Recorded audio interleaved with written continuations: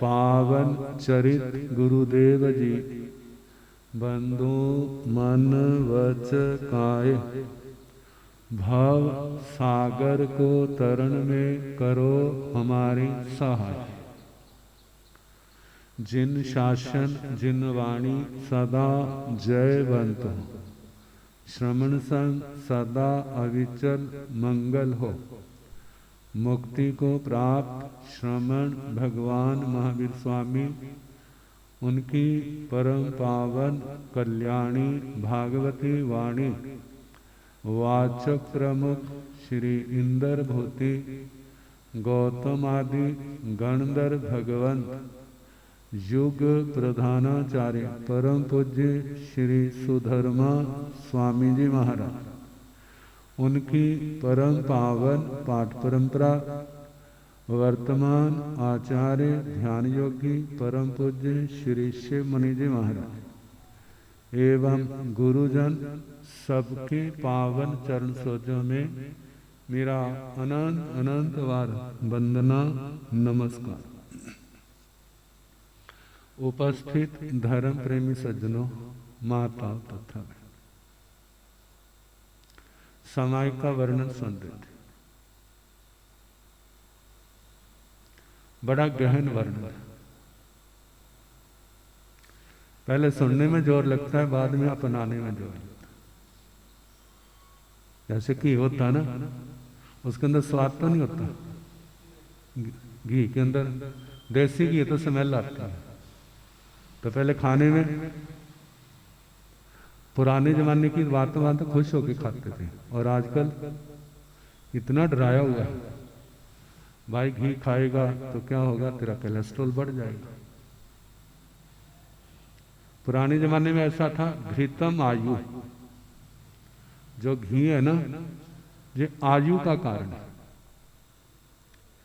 क्योंकि पुराने जमाने में मेहनत प्रधान जीवन होता था, और आजकल आराम प्रधान है। पुराने जमाने में सुबह से मेहनत शुरू हो जाती थी, उठते सारी पहले पानी लाओ। कहां से लाओ? कुएं से, नदी है, जो भी साधन होते थे। फिर उसके बाद पंचायती टूटियां लग गई, वहां से लेके आओ। अब तो सारी मेहनत, सुबह का योगा तो वो होता था, और अब तो पानी की समस्या नहीं है, घर में आ गया, जब जरूरत है तो निकाल दो। कितनी चीजों की। और पुराने जमाने में देखते हैं, चक्कियां, मशीना, दाने पीसने की कितनी दूर होती थी।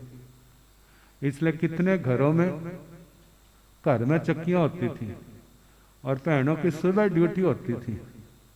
सास भी बैठ जाती, और नूह आई होती तो उसको भी साथ में ले बैठा, हमारा तो योगा इसी में हो जाएगा। तो सारा दिन तो जो भी घी खाते थे ना, वो सारे का सारा हड्डियों में पहुंचता था, क्योंकि मेहनत बहुत होती थी। और वर्तमान में मेहनत तो होती नहीं, अब घी खाते तो कहां पहुंचता है, वो चर्बी का रूप धारण कर लेता, फिर हेल्दी बन जाता है। कहने को हेल्दी है, हेल्दी कहाँ का वो, ना तो अपने आप उठ सकता है, ना वो बैठ सकता है।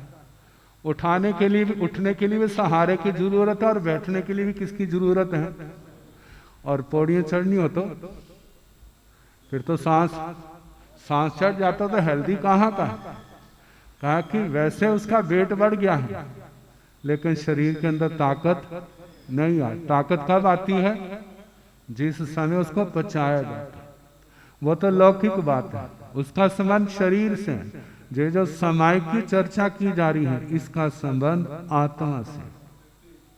जब हम आत्मा से समय करेंगे तो हमारी आत्मा हेल्दी बनेगी, हमारी आत्मा निर्मल बनेगी, आत्मा का बल बढ़ेगा। एक तो बल होता पत्थर तोड़ने वाला, वह तो शारीरिक बल है। और जो आत्मा का बल जो है, इससे कौन से पत्थर तोड़े जाते हैं? जैसे कषाय, विकार, कर्मों के पत्थर, कर्मों के बंधन, जितनी ताकत ज्यादा होगी उतने हम तोड़ सकें। प्रतिकूल परिस्थिति को हम मोड़ सकेंगे, उसका समाधान कर सकेंगे। कब? जब हमारे अंदर जे आत्मबल होगा, जब हमारे अंदर विवेक होगा। कहते पढ़ना जोर तो लगता है, याद करना जोर लगता है, लेकिन समझने में कितना जोर लगता है। जो बात कभी आपने बचपन में किताब में पढ़ी थी, यदि वो बातें जीवन के आखिर में भी समझ आ जाए तो पढ़ी हुई बातें क्या है? सार्थक है। दिमाग में आता है कि वो कहा था, वो इस दृष्टि से ठीक था, हमने माना तो आज इस स्थान तक पहुंच गए हैं। ना मानते तो जमीन पर ही रुलते, पत्थरों में रुलते, मिट्टी में रुलते, हमारी क्या दशा होती। तो ये सारी की सारी बातें किसके लिए हैं? आत्मा के लिए। कहते हैं एक आप मुंह पट्टी लगा के समाइक बैठते, एक बिना मुंह पट्टी के समाइक बैठते। देखो वाला आपने समाइक में बैठे माला कर रहे, और एक दुकान के ऊपर बैठा है, अपना कर्म कर रहा है, लेकिन मन में जे हर समय ध्यान है मेरे बिजनेस में, मेरे व्यापार में बेईमानी ना है। क्या हो? ईमानदारी। मैंने जितना ग्राहक से लेना है उतना उसको क्या करूं? सम्मान दूं। जो मेरा हक बनता है तो उस पर तो अधिकार है, लेकिन जितना लिया है उसको ईमानदारी से दूं, किसी प्रकार का धोखा ना करूं। ये तपस्या है या नहीं? जे भी तपस्या है। नए कर्म बंद नहीं, रुकते हैं, वो बंद नहीं होता। और कर्म कितने कटते हैं? क्या उपवास आदि से भी कर्म कटते हैं, लेकिन देखा जाए जो हमारा व्यवहारिक जीवन पवित्र है तो क्या है? वो तपस्या नहीं है। कभी एक बात हुई थी, कहते हमारे कभी वो भी समय था, कहते कहीं साक्षी लेनी, कहते वो जैन भाई है, वो कभी झूठ नहीं बोलता, उसको पूछो, यदि वो जानता है ना तो क्या करेगा? वो सच बोलेगा। कहते कभी वो समय था और कभी आज समय है, वो छिपा हुआ तो नहीं। क्यों है? क्योंकि हमने उस पवित्रता को गवा दिया।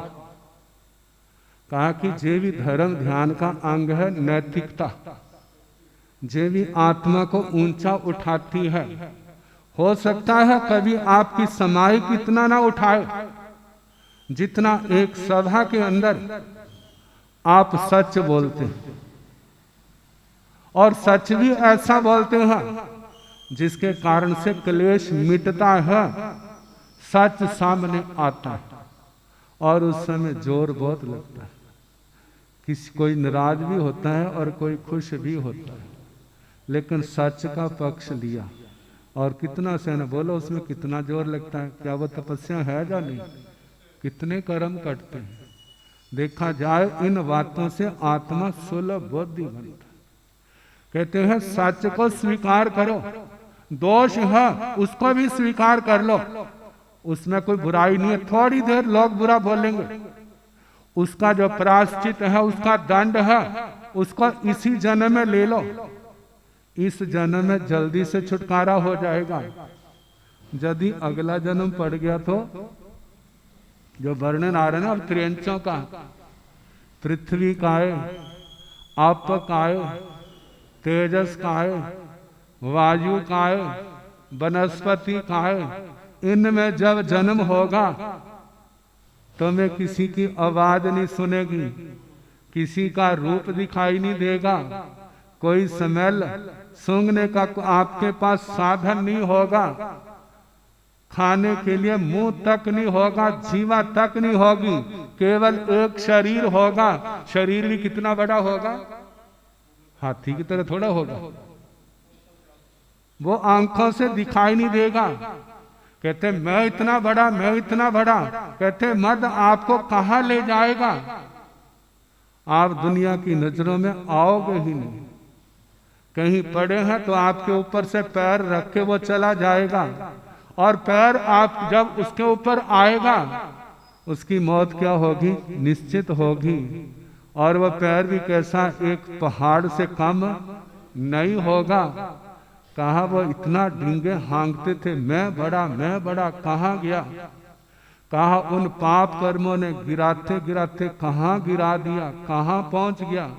अब इस लोक में चला गया है, कैसे निकलेगा। कहा जहां पर तपस्या नहीं होती, जहां पर ज्ञान नहीं होता, जहां पर एक इंद्रिय को छोड़ करके बाकी इंद्रियां नहीं होती, कभी पर्याप्तियां पूर्ण होती है, कभी पर्याप्तियां भी पूर्ण नहीं होती। अपर्याप्त अवस्था में ही मृत्यु का सामना करना पड़ता है। अब कहाँ जा रहे हैं, जैसे सामान को उठा उठा करके जाते हैं ना, ऐसे वो जीव जो कर्म क्या कर रहे हैं, जहां जहां का हिसाब किताब है, जिन जिन के साथ है वहीं पर कर्म क्या करे, उसको वहां पर ले जा रहे। तो इसलिए कहा जाता है जे तत्व ज्ञान सीखो, अपने जीवन को पवित्र बनाओ। कहते हैं शरीर को पवित्र बनाना मतलब शरीर को साफ करना आसान है, कपड़ों को साफ करना आसान है, घर को साफ करना आसान है, लेकिन अपने शरीर के क्रियाकलापों को साफ करना वो आसान नहीं है। मेरे हाथों से, मेरे पैरों से, मेरे शरीर से कोई पाप ना हो, पहली बात। दूसरी बात, अपनी जबान को साफ करना।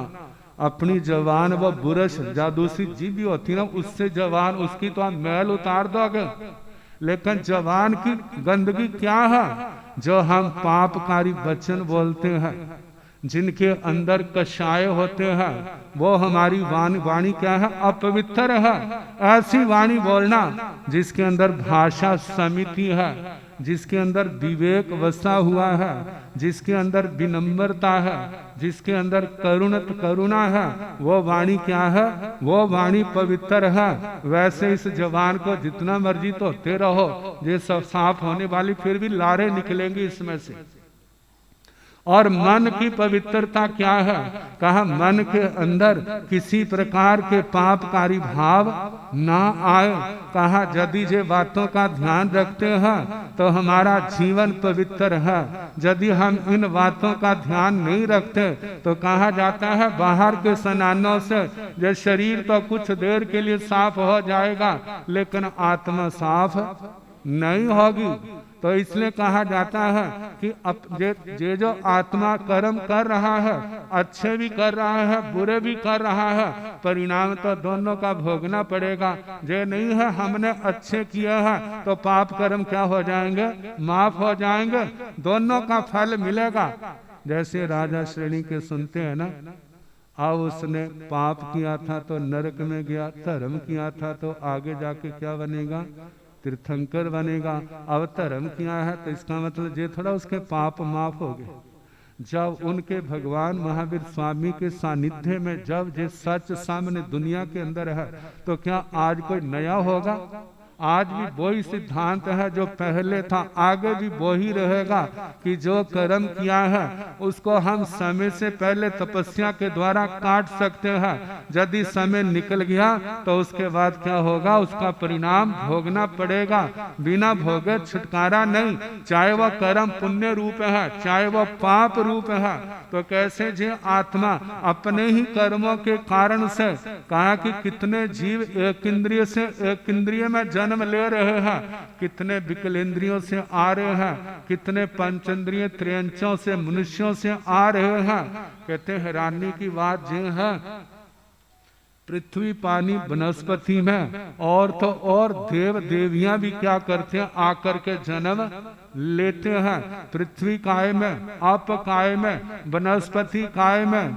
कहते हैं भवन पतियों में से, बाण यंत्रों में से, ज्योतिषियों में से, पहले देवलोक से दूसरे देवलोक तक है। कहा दो सागरोपम की आयु, 2 सागरोपम से भी ज्यादा आयु वाले बड़े बड़े देवता जिन्होंने देव पर्याय पा करके, देव रिद्धि पा करके मध्य के अंदर दूसरों को रोंदा ही है, अपने भौतिक सुखों को भोगा ही है, लेकिन जरा भी विवेक नहीं रखा। लेकिन जब उनका भाव पूर्ण होता है तो देखो कितना बड़ा देवता, और कहां पर पृथ्वी काय के रूप में, आप काय के रूप में, वनस्पति काय के रूप में जन्म ले रहा है। और कितने 8वें देवलोक तक के देवता, कहा इतनी लंबी लंबी आयु 18 सागरोपम की। लेकिन जब आयु पूर्ण होती है तो पंच इंद्रिय त्रियंचों में कोई घोड़ा बन रहा है, कोई गधा बन रहा है, कोई सुअर बन रहा है, कोई कुत्ता बन रहा है। देखो कहाँ इतना बड़ा स्थान,